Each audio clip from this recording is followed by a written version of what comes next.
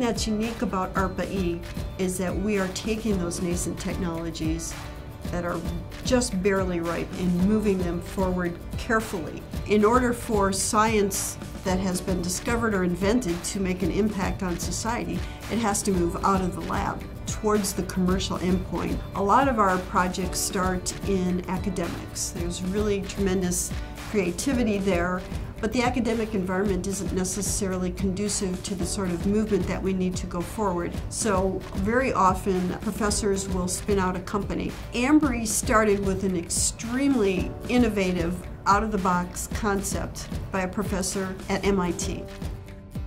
Ambri is commercializing the liquid metal battery technology invented on MIT, which will enable us to store electricity so that we can generate electricity during the day from solar and be able to use it 24 hours a day to run our homes, businesses, and institutions. Ambri's liquid metal battery is very different than everything else that has ever been brought to the commercial marketplace. It's distinguished because of the basic science of our battery. These three layers, this lower electrode, the electrolyte, and the upper electrode, are floating on top of each other. They're literally separated simply by the different densities. Our batteries last much longer than any other battery that we've ever had experience with. And you can build a factory to produce Ambri batteries for very, very low cost compared to other battery technologies. A really key question is where can you start and how do you best focus your attention on the most promising initial markets, and then how do you build from there? I think the technology to market team at ARPA-E has been very helpful in getting folks to really think hard about those initial markets and who's going to make the best sense while they start building the relationships beyond that for time as it goes forward. ARPA-E has created a team whose goal and whose objective is helping teams go past the proof of concept into the next stage where they start to move into the commercial world where the impact will really occur. BlackPak is an example of a tremendously innovative, out-of-the-box approach to solving a problem that's been around for a long time. BlackPak is developing a next-generation natural gas storage tank technology. We have a piece of carbon that can absorb methane.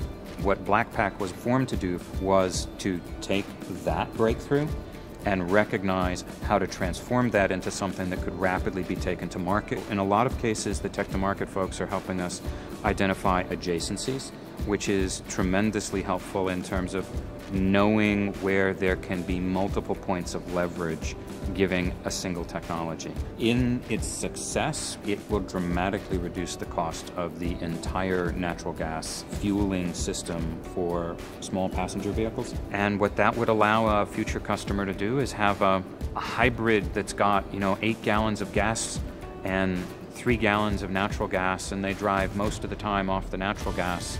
And then when they want to have a long-range trip where their natural gas hookup is not available to them, the gasoline infrastructure supports them. If we can take 75% of their consumed fuel from gasoline to natural gas, that's a big deal.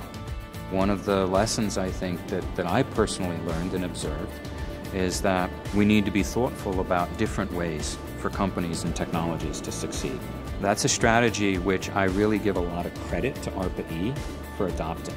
Department of Energy is the right institution to be bringing these new ideas forward. Their ability to demonstrate what's possible really takes the risk out of it for the private sector to then be able to move forward, because it makes good economic sense for all of us to be creating this better energy future. What we're all about is accelerating the adoption of game-changing technologies, moving those technologies out of the lab and into the market.